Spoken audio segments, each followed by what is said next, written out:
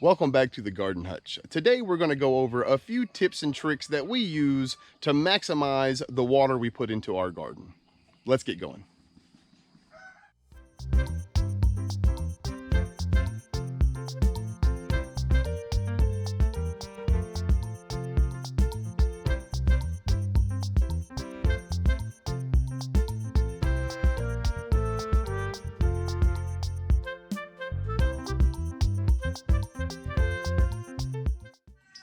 So in absolute perfect conditions, when it's nice and cool, say around 60 degrees, our gardens are going to need about 1 inch of water a week. Now, most of that can come in precipitation, that sort of thing.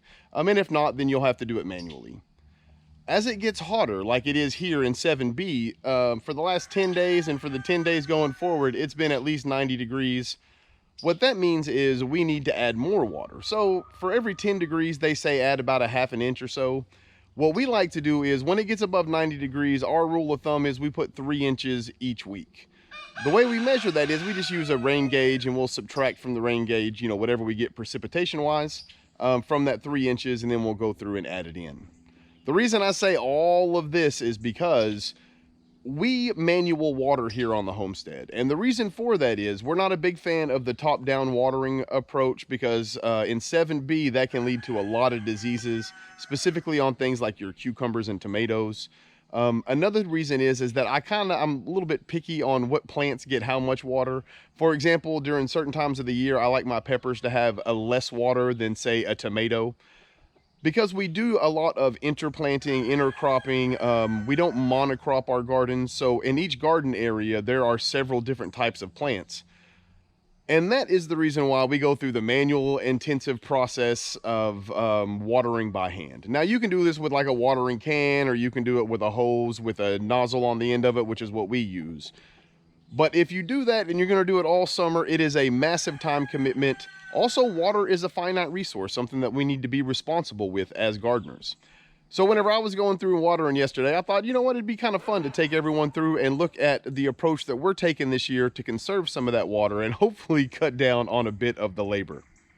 So the first thing I want to talk about is mulching. So let's go take a look at how we use the mulch in the gardens to make our water go a little bit farther. So this kale and pepper bed here kind of illustrates what mulch does for us on the homestead almost perfectly. As you can see over here, our pepper plants, they're not tall enough yet to shade out the ground underneath of them. So during parts of the day, the sun is going to directly hit the soil. Now, putting the mulch on it helps with two different facets with the sun. Number one, when the sun hits the soil directly, your evaporation rate is significantly higher. So just putting on a small amount of mulch is going to make the water that's in the ground go significantly farther. The second thing it does is it protects the ground from getting too hot. Now, again, that's going to make the evaporation rate go up higher. But the other thing it's going to do is it is going to kill a lot of the microbes and things that live in the top part of your soil if you let it get too hot.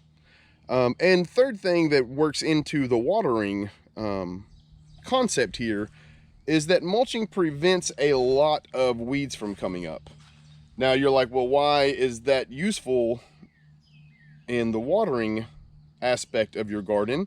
Because all of those weeds, those things use water when they're growing. So you don't want the competition. So if you mulch, again, it's going to reduce the evaporation rates. It's going to lower the temperature of the ground underneath of it. And it's going to prevent other weeds from coming in and taking your valuable resources. So we often mention interplanting and companion planting here on the homestead. I noticed the other day that these two approaches are also helping us manage our water. So let's take a step in here in the old garden. I'll show you what I'm talking about.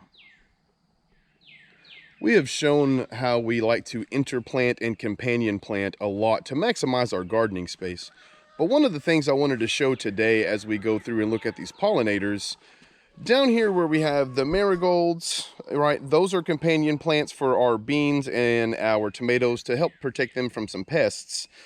But next to them, we're also growing these radishes. The reason this is important is if you look in here, you can see to either side of it, there's a bit of open space that is mulched.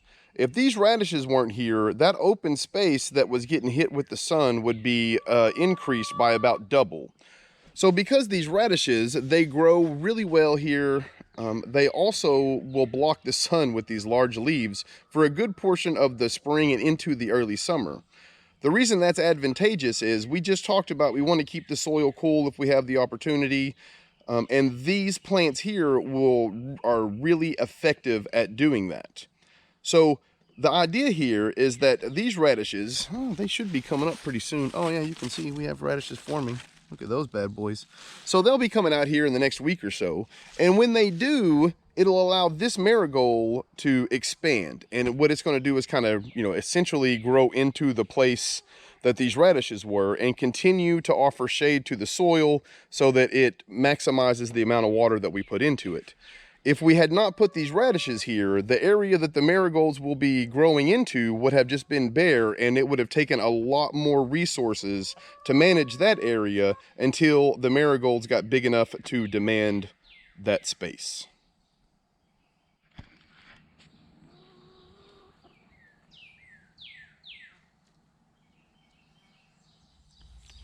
So the third and final thing I wanted to talk about today is the time of day that you water. Now for me, I like to be outside about 4 o'clock and start watering the gardens. The reason for this is I like the gardens to have a chance to cool off after the heat of the day. Obviously at 4 a.m., they've had a chance for the sun to have gone down and be off of them for several hours, give them a chance to rest, that sort of thing.